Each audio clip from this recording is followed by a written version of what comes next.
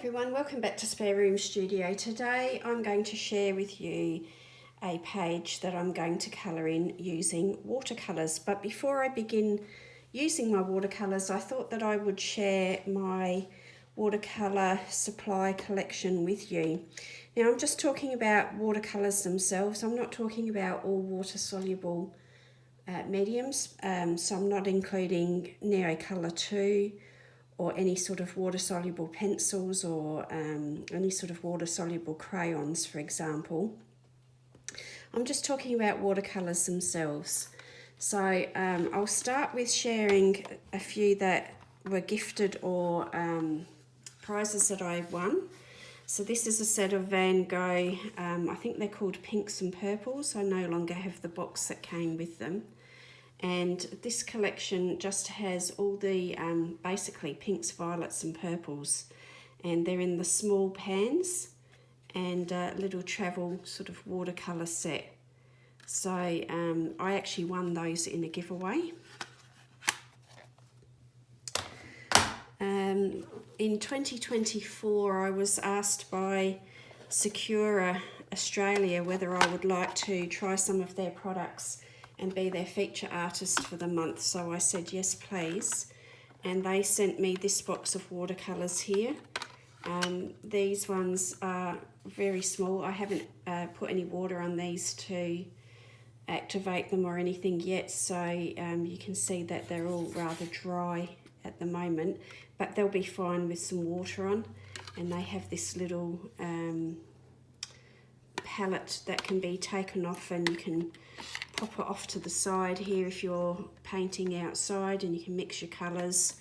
It comes with a water brush that I don't seem to have put back in here, but it did come with a water brush as well. So these ones are 24, I believe. Yeah, 24 colours, and this is the Sakura Koi watercolour pocket filled sketch box, and they were sent to me, gifted to me by Sakura Australia. I'll just pop that back in before I lose it. The water brush must be somewhere. This year, 2025, I was approached by Royal Talons Australia to be their feature artist for the month, and they sent me these Van Gogh watercolours. Now these ones are tube watercolours, and these are great for a great starter set for mixing your own colours. A bit of a leakage there, so I'll have to check that out. That one came with a brush and a sponge there that you can clean your brush off on, and you could potentially use this as a mixing palette in the lid if you wanted to as well. So that was from Royal Talons Australia Van Gogh watercolour set, 12 tubes, and again that was gifted to me by Royal Talons Australia. And then on to my Gansai Tambi collection. Now to start with, I only bought starry colours, and they are the gold, different golds and a sort of pearly silver sort of colour. So that's how they look. And I purchased them a few years ago. I don't use them an awful lot, but I do like them. Going into 2026, I'd like to use all of these watercolours a lot more than I have so far. So this year in 2025, I bought these Gansai Tambi granulating colours, and they are the Cosmic Red, Cosmic Olive, Cosmic Green, Cosmic Blue and Cosmic Violet. I haven't really had a good play with those yet either. They're pretty new purchase. Gansai Tambi Gem colours. Now these ones are sort of more like jewelled metallics, sort of metallic colours. And we've got Gem Red, Gem Pink, Yellow Gold, Gem Green, Gem Blue and Gem Violet.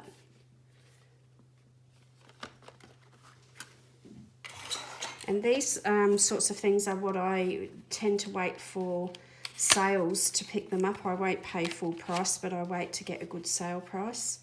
And pearl colours are pearlescent colours, and again, I haven't used these an awful lot.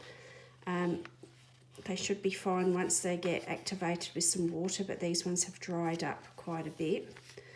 And they just have numbers instead of colour names, I believe. Just get one of these out and have a look. Oh, pearl pink.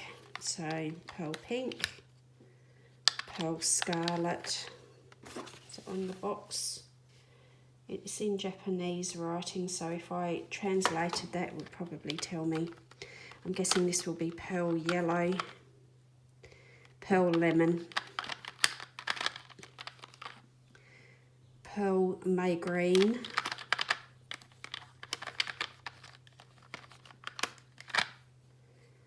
pearl cobalt, and pearl white gold. So I haven't really played with these an awful lot, to be honest. I don't tend to do a lot of embellishing on pages, so that's why I haven't really gotten into big sets of these sorts of paints at this stage until I work out whether I like them or not. And then I've got the Ecotopia Gansai Tambi Art Nouveau range of colours. And I do really like these colours a lot. They're quite muted, and I want to start using them a lot more than I have been. And then I've got this Ecotopia set, which is, you know, all your basic colours. Let's get all the plastic out of the way.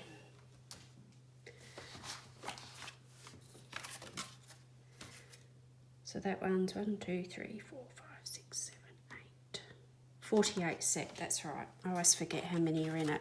So I did do the little colour swatch that came with that one. And also inside the box, I've done the colour swatch of this one. So that's as much swatching as I've done with my paints. Just like any other medium, I don't tend to do a colour swatch book or anything like that.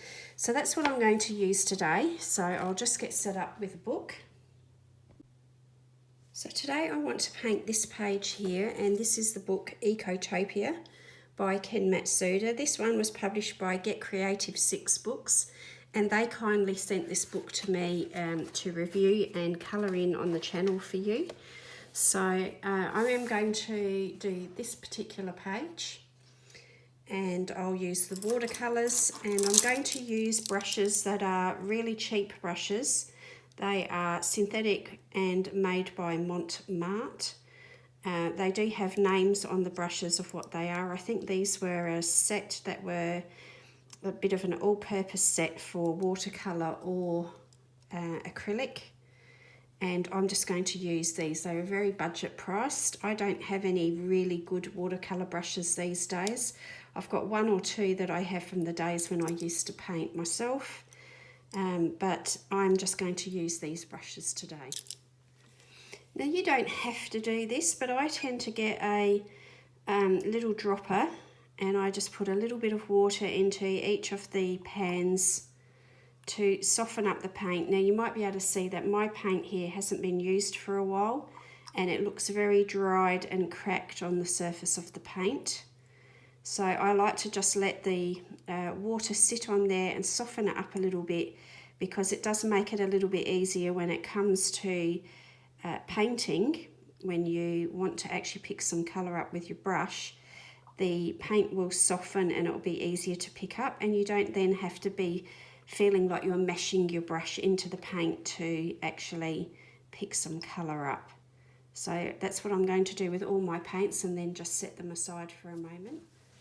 So I'm going to get started using the Sakura Koi pocket sketch box, which is this one here.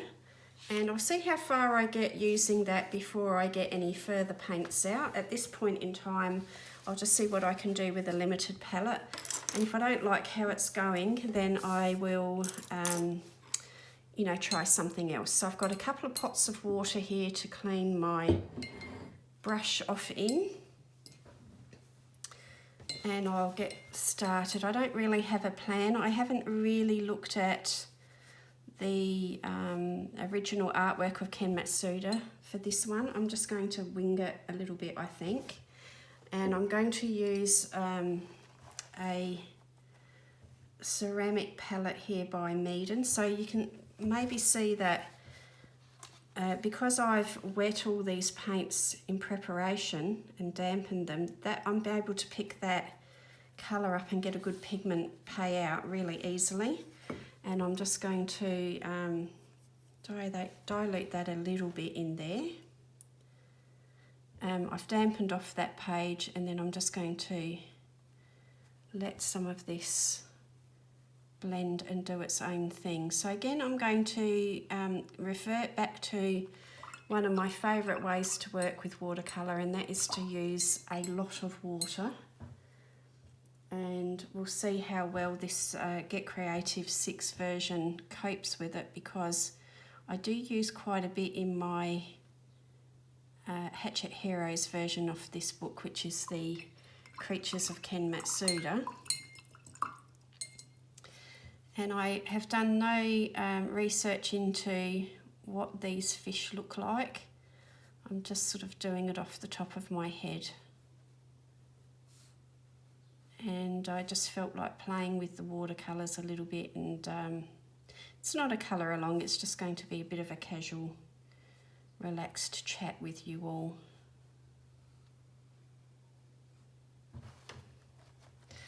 So I've probably got a lot more colour on there than I would normally choose to have, to be honest. So what you can do is pick up some of that paint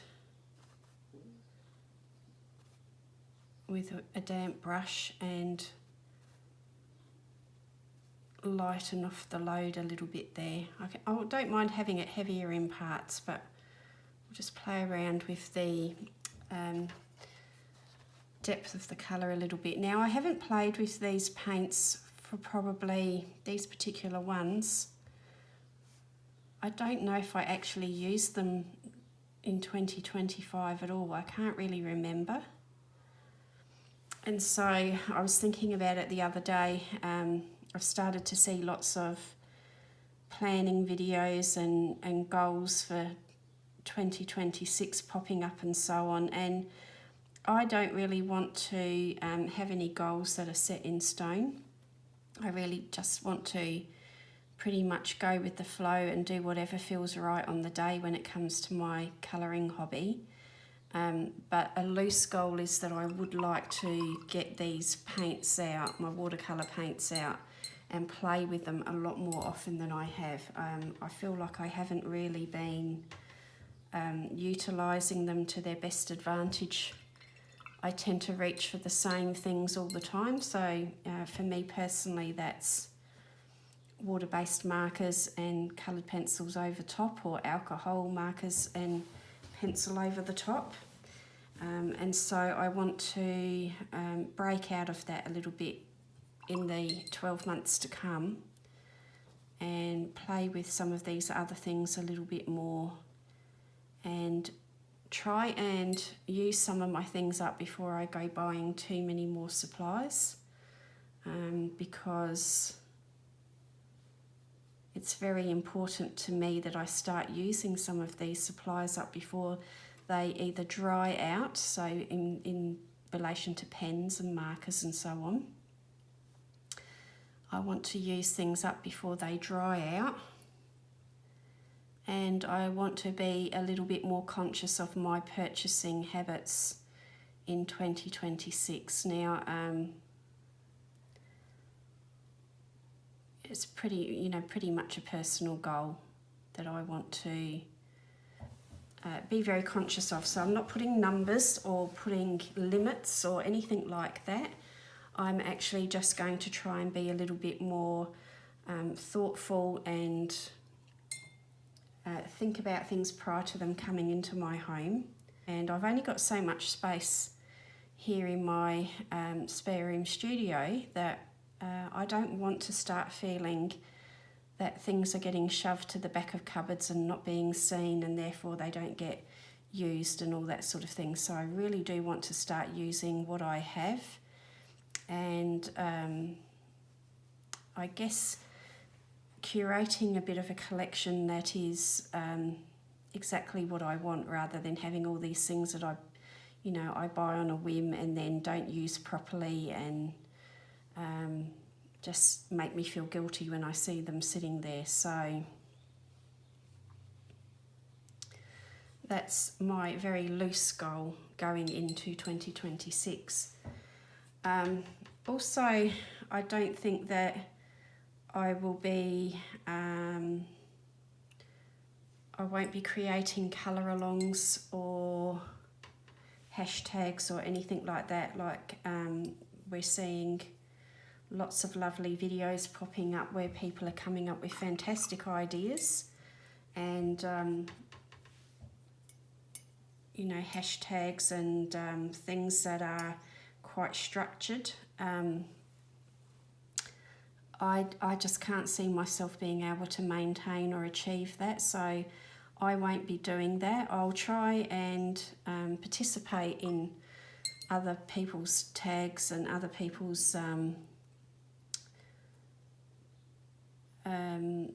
little things like that, but again, I don't think that's something that I'm going to be able to commit to on a regular basis, and it ends up just making me feel a little bit under pressure and stressed, and like I don't create all that well. So I think going forward, pardon me, still got that croaky throat.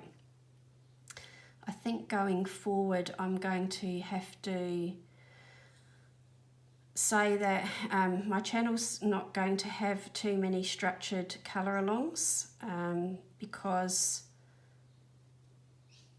I don't want people to feel like they have to have what I have to be able to create what I'm creating. I'd like to focus on continuing to just support you by giving you ideas on how to grow your confidence and learn to mix and match what you have with your colours and your supplies to achieve something similar, but something that's uniquely your own. So that's going to be how I continue to do this channel, I think. And I don't think I'm going to be able to sort of say to you, I'm going to always upload on a Tuesday or a Wednesday or whatever, a set day. I think it's still going to continue to be a bit of a if and when I can, or if and when I feel inspired to do something, and I tend to go work in a way where once I get an idea and I'm really inspired, enthused by that idea, I'll run with it, and I'll tend to want to do it straight away.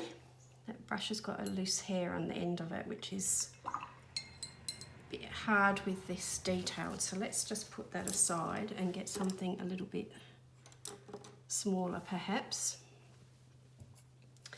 So yeah, once I get an idea and I'm really feeling inspired to do it and moved to do it, I'll act on that pretty quickly, and I'll work on it quite heavily until I achieve the result that I was thinking. So those sorts of things are much more impulsive and not necessarily things that can be planned or planned ahead of time or given you some notice that it's going to be happening. I just want to sort of be impulsive when it comes to my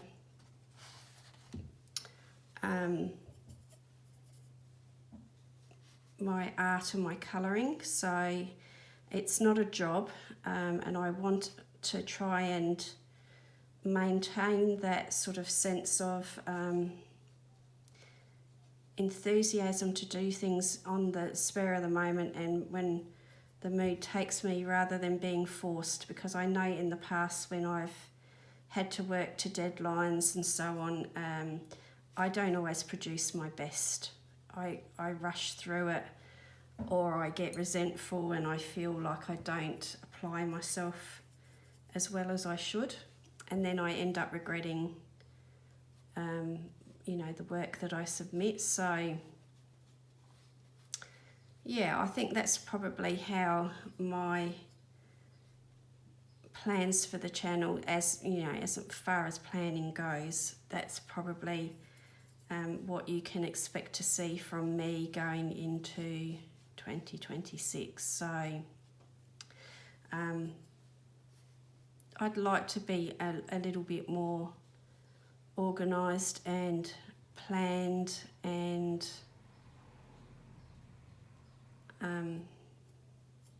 not thoughtful, because I do put thought into what I'm doing, but yeah, I just work in the way that works best for me, I guess, and that might not always be in line with what works best with the YouTube algorithm and everything. So I'm just going to have to go with the flow and keep honouring who I am, I guess, and work in a way that, you know, works for me. So yeah, so I'm coming to you on the days between Christmas and New Year, and in my household we're very relaxed at this time of year. We don't have big plans, we don't tend to go on holidays or do anything really sort of noteworthy or newsworthy. We tend to be pretty quiet. The weather here has started to warm up a little bit, so that tends to dictate a lot of what we do. We work around, you know, how hot it's going to be and that sort of thing, so we like to have lazy days. If you're wondering what I've done here, I've actually taped off roughly where I think the background, where I might want the background to be, or be contained within.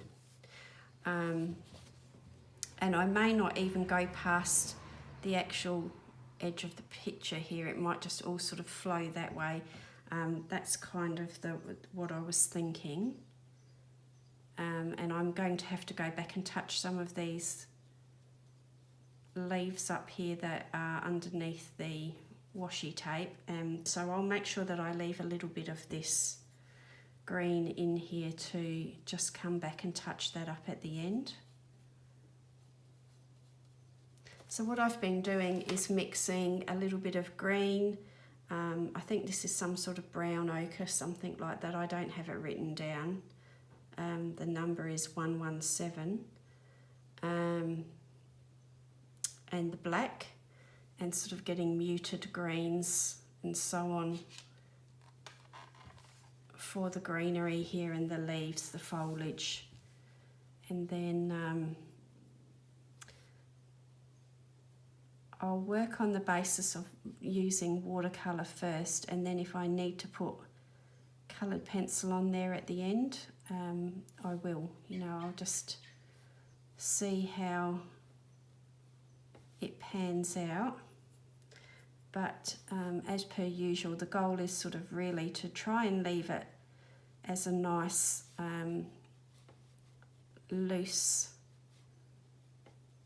watercolour, and then adapt if I need to, if I'm not happy with how that looks.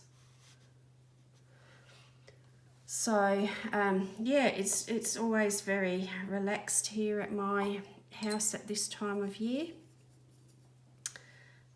We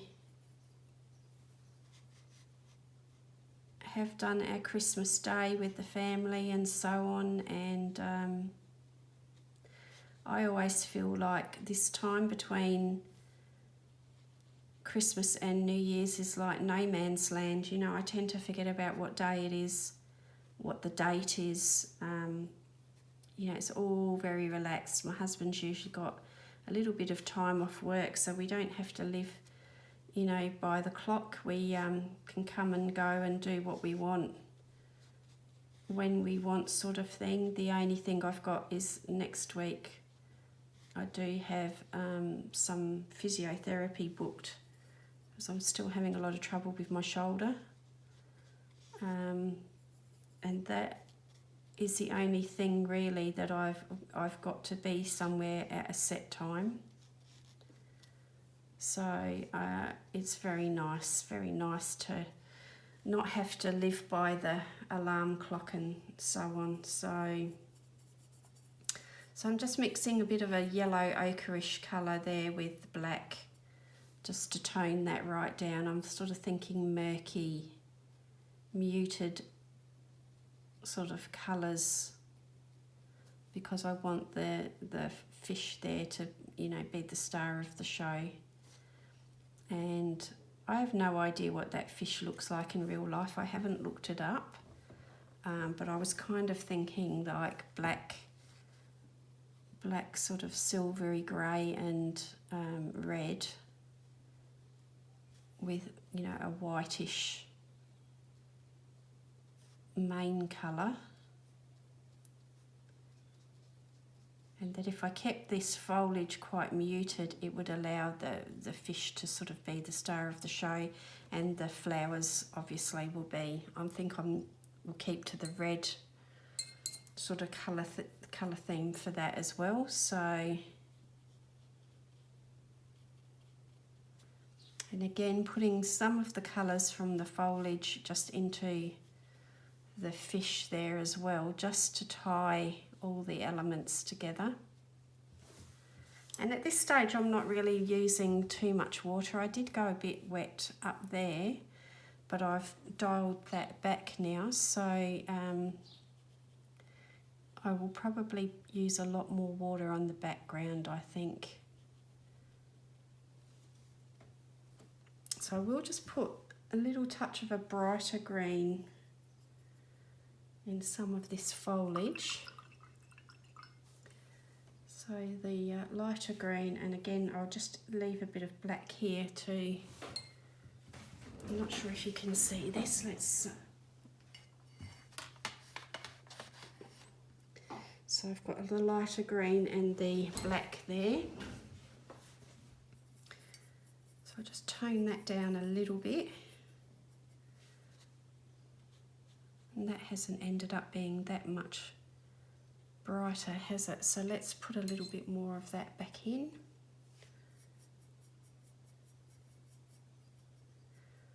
And that's what I like to do with the watercolour, is just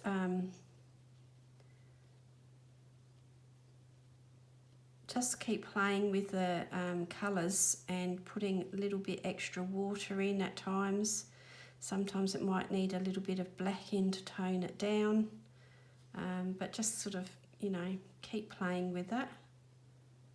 And I like to sometimes leave a little white highlight around the edge of things too, just to help show that is a different plant there. And as I say, I can always add other things at the end. If I don't achieve what I want with this watercolour now, I can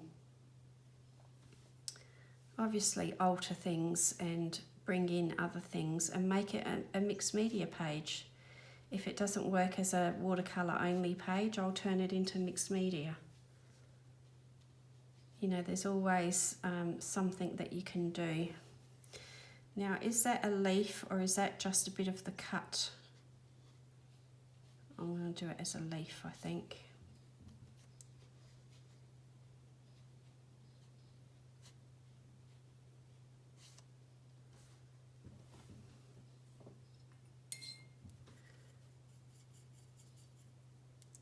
And then when I sort of feel like we're lacking some definition. We might need to darken up some bits.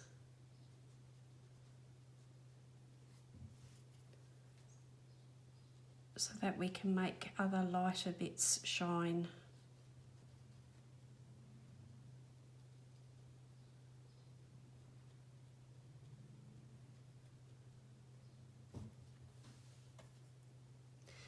So these grassy bits, they could possibly have more of a yellow tinge to them, I think. Let's use some of that ochre maybe.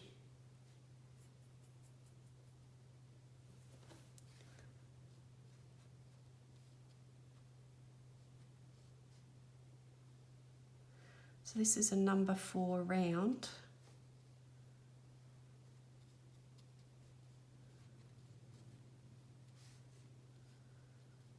Now, the good thing about watercolours is you don't necessarily have to be, you know, precise about painting in every little detail if you don't want to. It's okay to go outside of lines and do,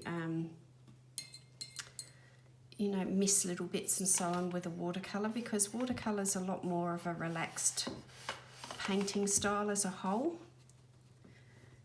You can, you know, use it in a very precise, detailed way if you want to, but you don't have to.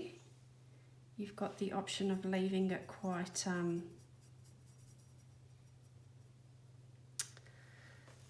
quite loose and airy. I'll just do, and then put a little bit of water in there. And then when it dries, I can come back and I can put some darker bits in just to highlight some areas.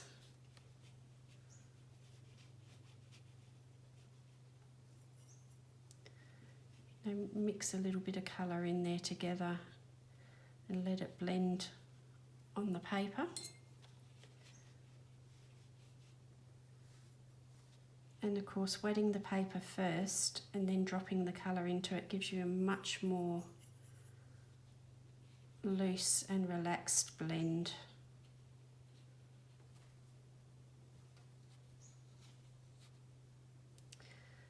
So today I was thinking that I just wanted to relax a little bit and play with the colour and the paint, just unwind after having a few busy days. And my Christmases are nowhere near as busy as a lot of people, but it's still busy for me. I am a quite introverted person, really. You know, I have to talk here on camera on a YouTube channel, of course, because there'd be no point otherwise having one. But when it comes to doing things with people in real life, I do need quite a lot of downtime to myself. I find entertaining larger groups of people to be really tiring. It just saps me. It's not something that comes to me naturally.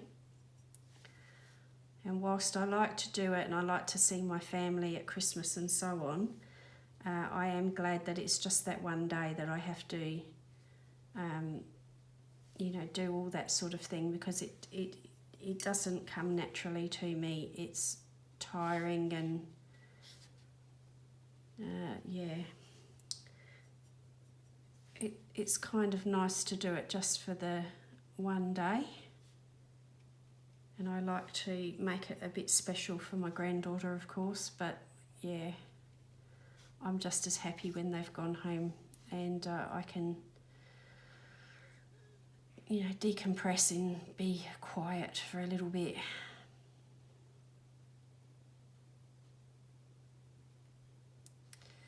So I apologise if this is a low energy video for you, but I suspect that I'm not the only one who feels like this. There'll be other people who can relate to what I'm saying. So, you know, if you're looking for a high energy kind of video, then there's going to be plenty of those on offer too. So there's, you know, there's always something for everyone.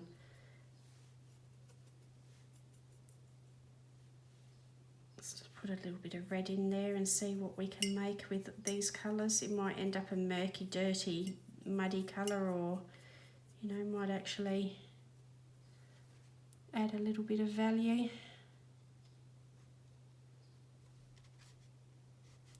So I guess what I'm trying to say in my roundabout way is that, yeah, that's what we're going to be expecting from the channel going into 2026. That again, it's going to be, I'm a very low energy, laid back, casual sort of colorist. So,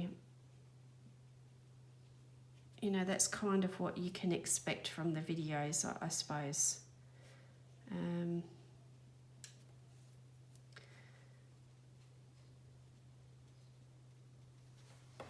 And I may, you know, I'll see how things go in the new year, but I may need to take a little bit of time away from the channel for a bit, because I am feeling sort of a little bit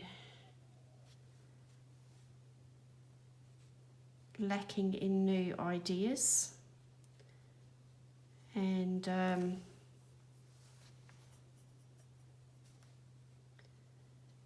sometimes when you feel like that, it's best to take a little break and come back to things.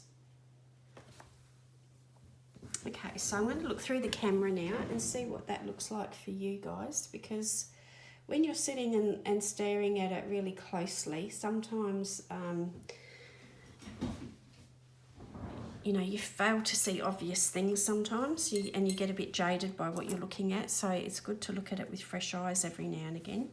So I need to think about what I might do in the background while that's drying a little bit. I find these ones are really difficult at times where there's foliage coming, you know, away from a natural element like an animal or a living creature, because obviously he or she is in water, and then this would be in the air. So marrying those two backgrounds can get a bit tricky, but I think what I might do is just focus on the fish being in water and then trailing it off so that the plant may have white plain background behind it. We'll see how that evolves.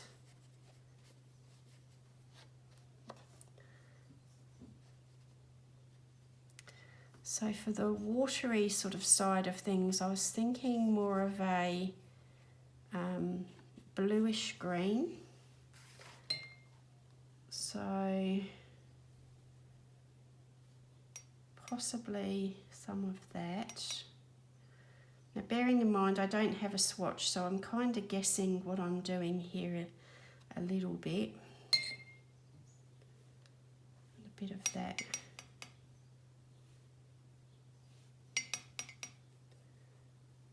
And that might be a bit too vibrant for what's going on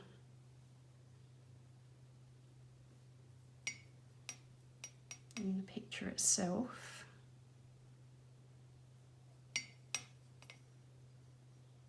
I might just put a little bit of that here.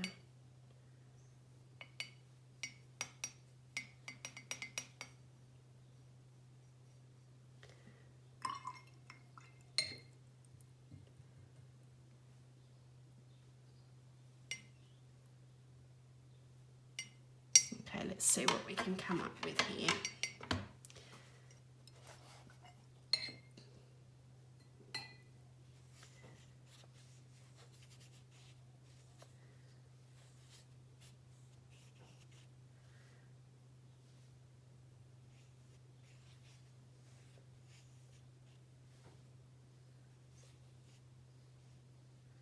I'm sort of thinking about trying to create some sort of idea of movement.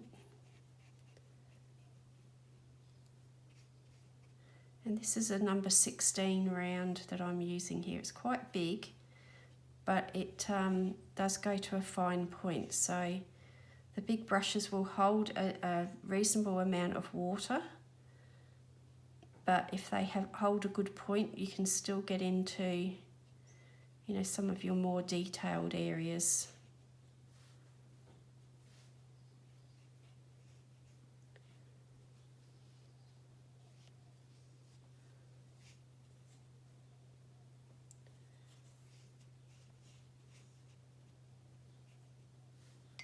And I don't really want any harsh lines. I want it to blend out sort of softly.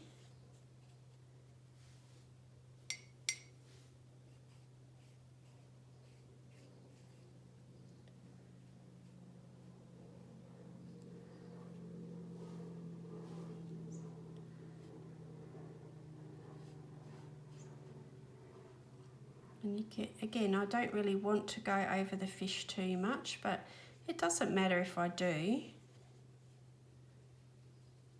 because we need to sort of suggest that he is in the water and he's not on the top of the water. I'm saying he, but it could be she, of course.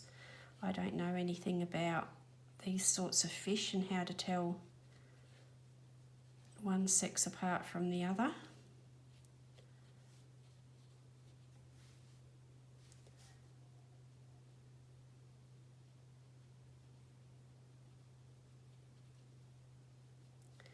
So what I like about watercolour painting when I'm feeling really low energy like I am today, I find it very, very relaxing because you can immerse yourself into it completely.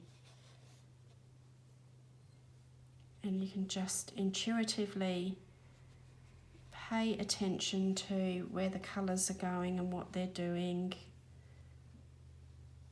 You know, letting the water do its thing without forcing it, and it's just very relaxing.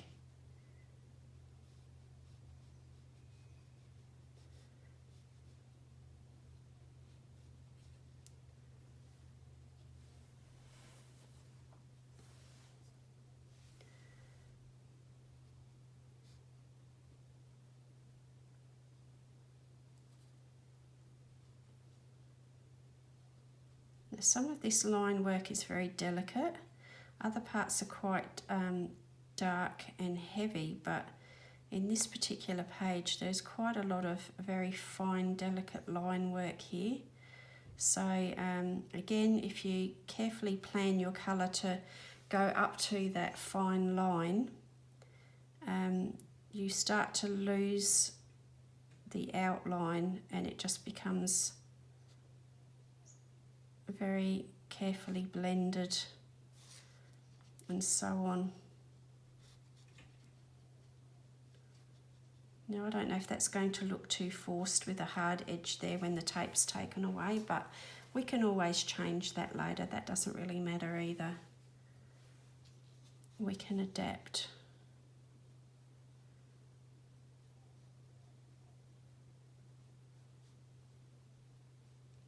So using quite a large brush with a small point means that you're forced to slow down, think about what you're doing, and you can totally immerse yourself in what's happening on the page, and you don't have to think about anything else for a while. So that's why I find watercolour a really great stress reliever, because I get totally absorbed in what I'm doing.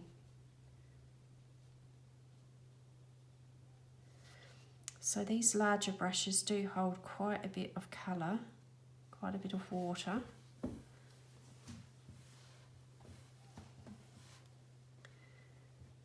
I may possibly need it a little bit darker going away from the fish and around here, just to balance what's going on down here a little bit. You know, so just play with your techniques of how you apply it and how you move your brush. Sometimes you can do a little patting, you know, dabbing motion. Other times you can just do strokes. And let's put some of this into here because that will tie in what's happening with the foliage there.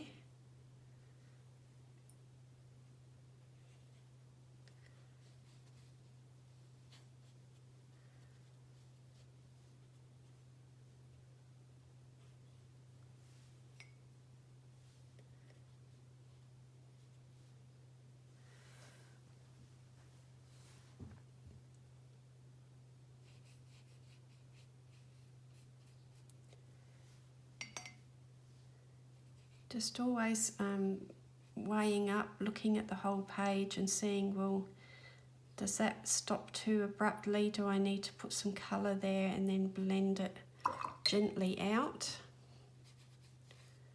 So put clean water there and then let that sort of gently bleed out on its own.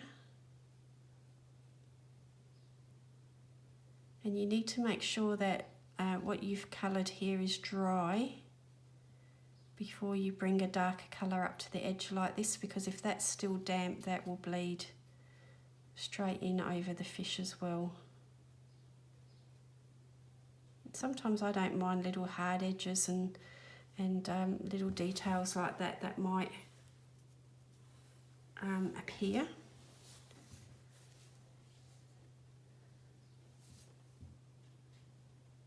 A little bit of the foliage colour in there again as well.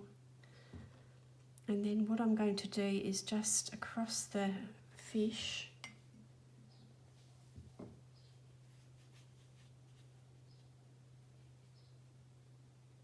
let some of that come in across him so it looks like he's actually in the water and not just on top of the water.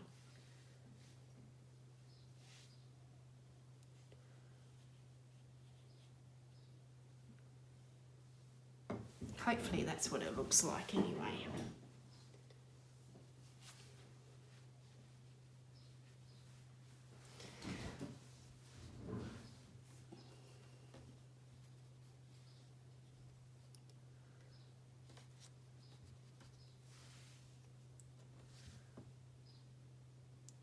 It's quite warm where I am today, so this shouldn't take too long to dry.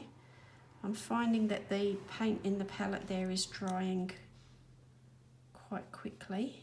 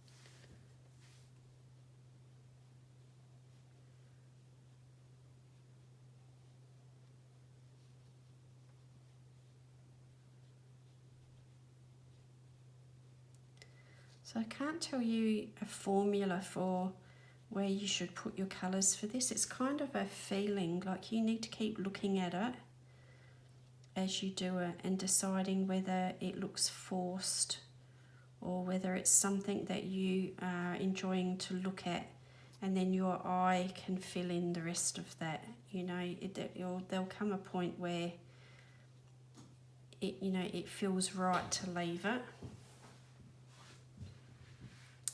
So I'm going to let that dry and I will come back to you when that is completely dry for the next bit. Okay, so I've used a heat tool to help dry this page off a little bit quicker, and I've taken the tape off. Now the paper has wrinkled and cockled really badly. You can hear all of that. It's not ideal, but it is what it is when you want to work so wet in a colouring book. So I actually don't mind the way that looks on that corner there where the tape was, but I think I'm going to extend this a little bit up a bit where the fish looks like he's heading. And same down here, I'm quite happy with the way it looks on here. I need to touch up some of the things that were underneath the tape, and then we'll work on a few of the details and make some things a little bit stronger than what they are now. So hopefully we're all situated quite well. You can see that some of the paint in the palette there is quite dry. That will with a bit of water reconstitute and be fine to use again. So for example, on those leaves where I use this colour, that's all I've got to do is add a little bit of water to it and it's fine again to use. So you know, it's not difficult to come back and use that colour again. If you feel like you need to touch something up like I am here, you can see that that's matching in perfectly okay, and it's working okay again with the water. So that's the beauty of watercolour, is that you can leave it sitting in your palette while you're waiting for things to dry, and if it does dry out, it's no big deal. You can reconstitute it really easily just by using a bit of clean water, and that paint's good to go again.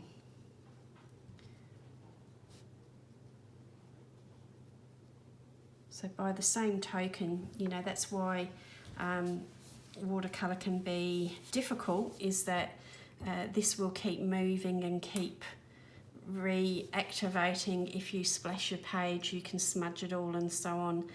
So it's not permanent on the page, but the beauty of that is that it's also not permanent in the palette either. So you can come back and do, you know, this with the same paint that you had, and you know, it's fine, it's working. So I'm just going to blend that in a little bit where we had that hard edge there.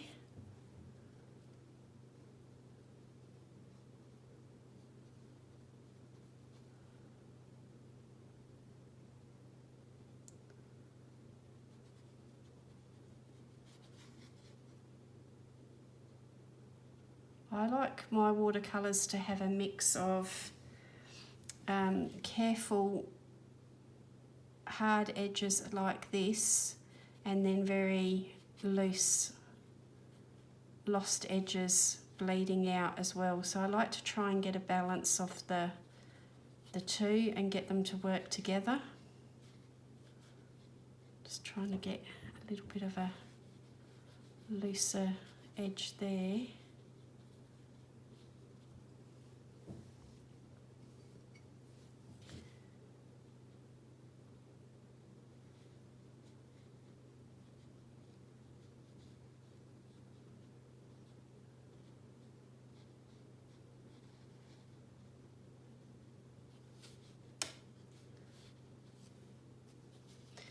So I did quite a bit of colouring that was based around Christmas. I didn't think I would this year, but I did. I ended up getting quite a bit done. And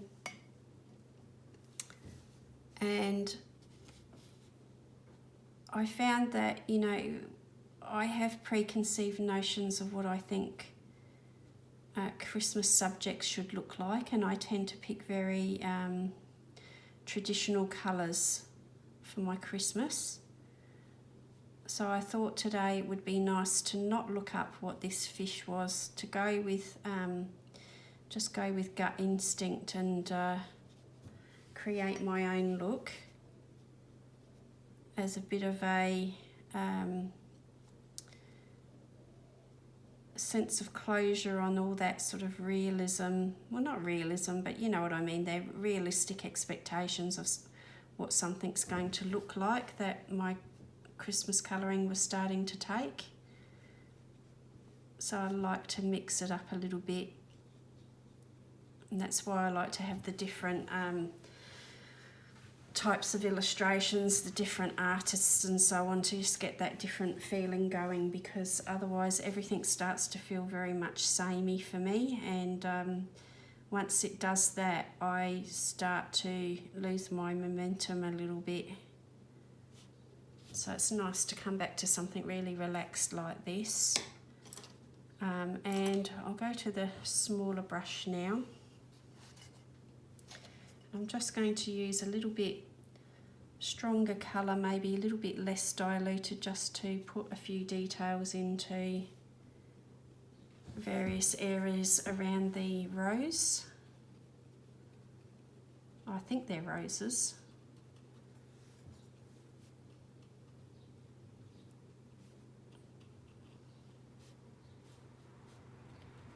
and maybe a little bit of red as well, just to get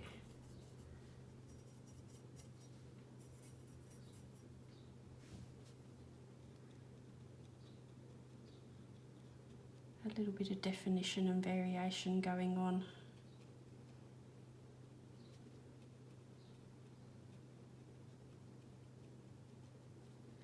Again, I'm not going for a photorealistic rose, I'm just looking to get something that looks recognisable and is pretty, you know, something that's nice to look at basically.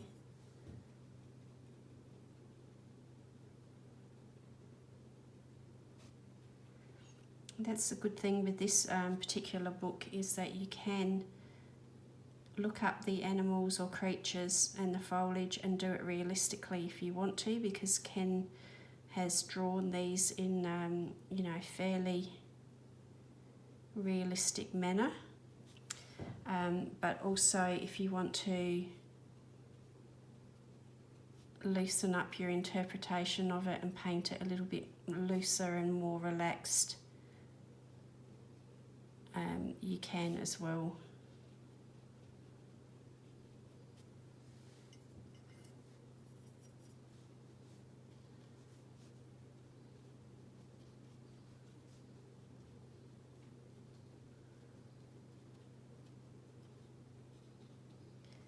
And that's sort of how I would keep working at the flowers here and building up a little bit of definition. And then the same over here with the fish. I'm just sort of going where the line work of Ken's original drawing, going over that with a little bit deeper red.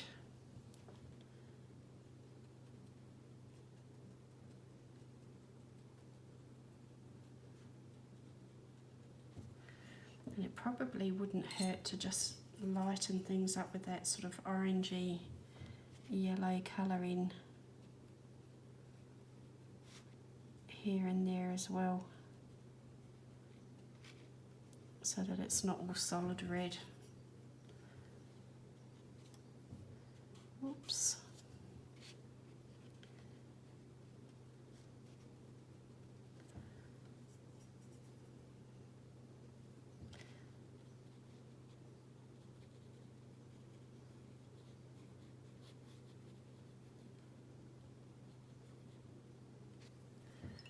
And I think I might also do a few more slightly darker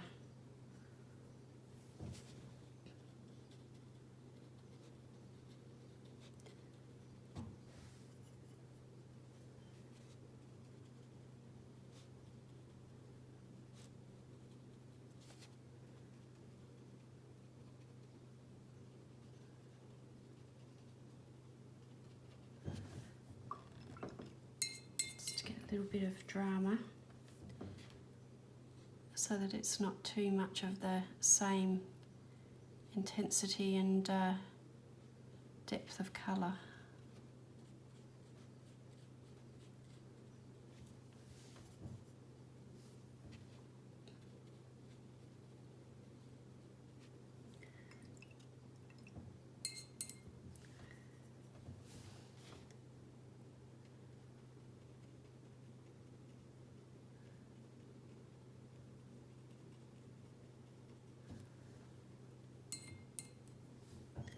I'm not sure what colour fish eyes are, to be honest, but we'll just put a little bit of orange around there as well.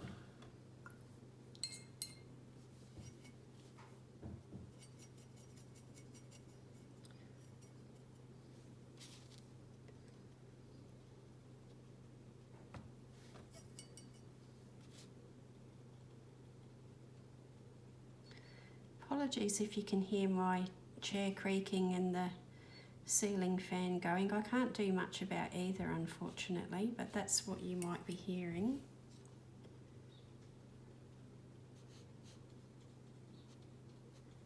It got rather warm after I had the heat tool on, so I had to put the ceiling fan on.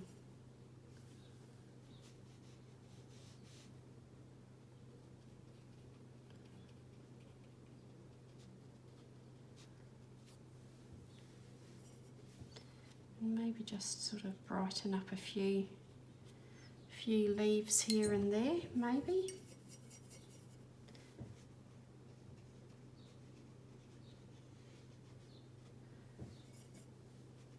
So just the ones that are maybe catching the sunlight a little bit more.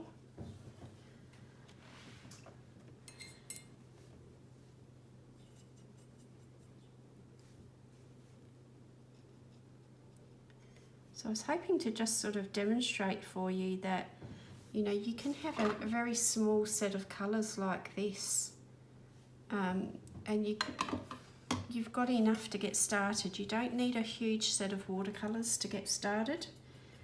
If you're new to it, or you're thinking, you know, I want to have a go at something different, but I don't want to be investing lots of money into something else, you can actually get started with watercolours very easily. When it comes to tube colours, again, I've talked about this in the past, but in case you haven't seen it, you can start with as little as some red, yellow and blue, and you can mix a lot of colours just from red, yellow and blue. And you can decide whether you know, your preferred colour palette may be warmer, so you want a warm red, a warm yellow and a warm blue. If you like cooler toned palettes, go for a cool red, cool yellow and cool blue, and then all the colours that you will mix will be of a similar hue and colour palette, so they'll all work together and you won't get sort of murky, horrible colours because you're mixing warm and cool together, because that can have an effect. But it is reasonably easy to get started just with, you know, a couple of colours, or if that scares you, then go for a set like this that may have you know, 24 colours, not necessarily huge you know, huge pans of colour, but it's enough to get you started. And if you like what you're experiencing, then you can look into investing more money then. But just to see whether you want to, you know, you like it and you want to get started, it doesn't have to be a huge collection or outlay to get you on the way.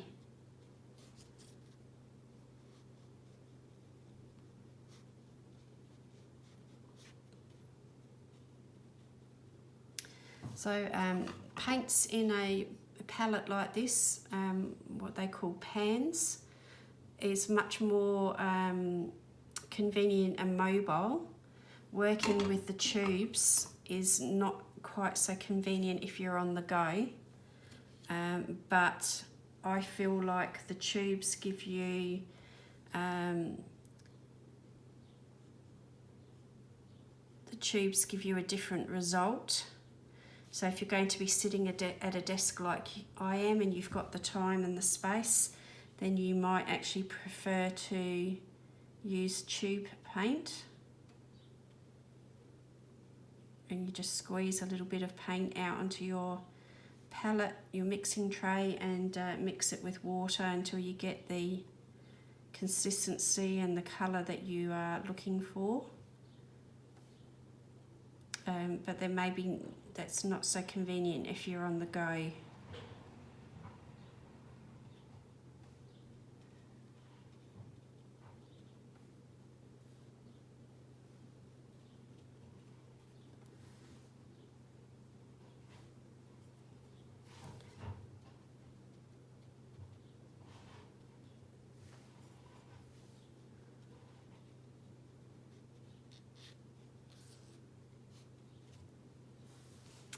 So I might let that dry again and then see whether I want to put any coloured pencil on there. So I'm quite liking this, so I thought what I will do is just maybe put some little touches of white gel pen into edges and so on, just to lighten a few edges up, but not necessarily be too obvious. You know, if you were doing a traditional watercolour painting and adding gouache or some sort of white highlights back, that gets frowned upon a little bit by the traditionalists, although I don't think there are so many people now that are you know, too bothered by these things, and certainly not for a colouring book. It doesn't really matter. But when I was learning watercolour painting, this was frowned upon, adding the gouache or the highlights at the end. It was you know, deemed that you hadn't really followed the rules correctly, and they used to say that, you know, you should be thinking ahead, preserving the white of the paper for your highlights, maybe using a little bit of masking fluid or something to preserve the white of the paper, and that becomes your highlight. But, you know, this is a colouring book. We're not going in for a watercolour competition or anything like that. So, you know, I'm not too bothered about using it on something like this. I'm not that precious. So, but yeah, it used to be frowned upon when I was doing art lessons, and our teacher would mark us down for using things like this. But as I say, this is a colouring book in a totally different situation. So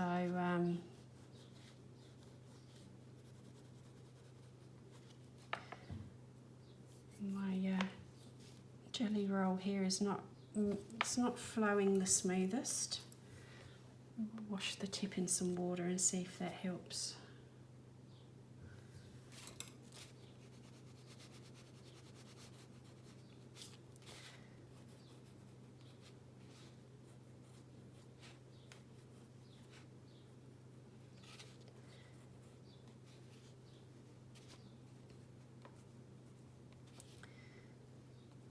Maybe just do a few little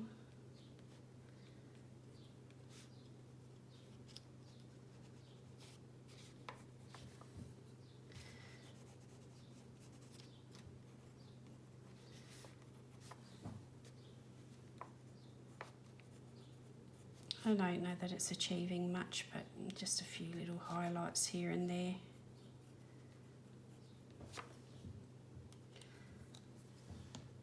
And then when it comes to a little bit of darkness, I've got a little bit of black left here. I might just use a little bit of black in some areas.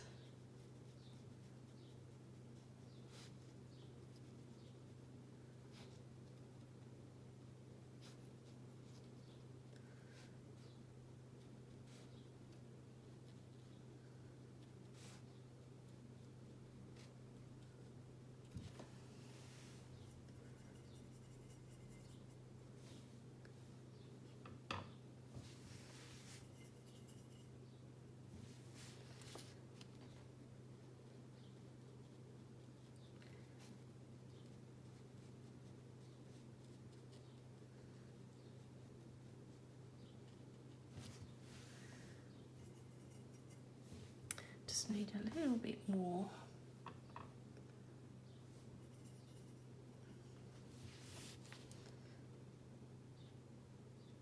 My brush is a little bit too wet there.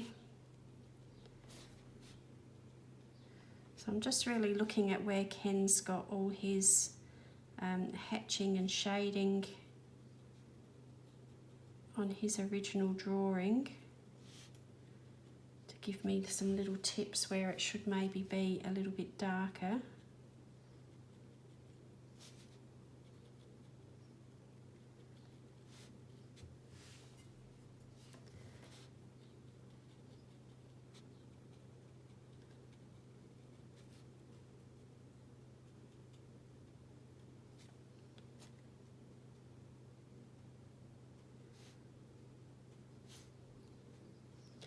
And so this is where I'll worry about the finer details, is in all these little areas where Ken's got a lot of detail, but then where it's all bigger open spaces, I tend to let that be a little bit more loose.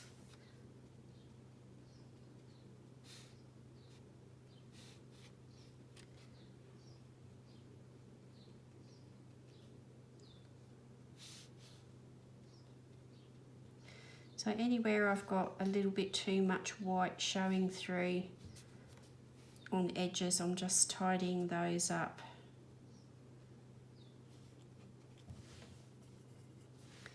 Anywhere that's underneath something else will get darkened up a little bit. And this isn't a very opaque or heavy layer of black. I've just got quite a diluted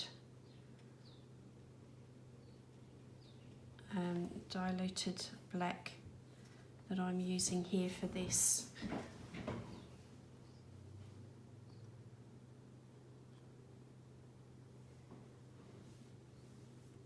So that's really getting quite close to where I would leave it alone.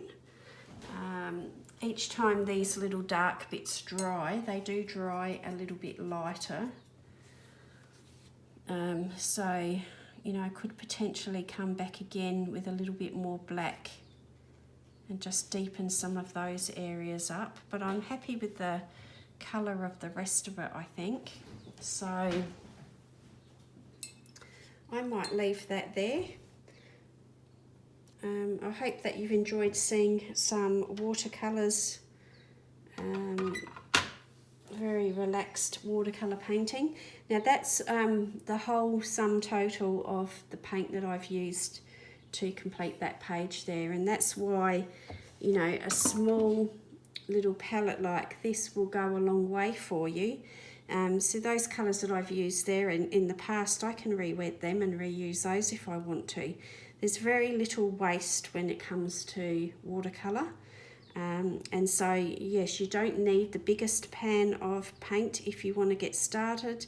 Just see whether you like it, then you can invest in more at a later stage. But that will certainly go a long way, that little palette, when you're only using that sort of amount of paint each time on a page. So that is Ken Matsuda's Ecotopia by Get Creative 6. So thanks again to them for gifting me the book. And it's a bit of a close-up there for you to see. You know, that's really very rough and quick, very loose.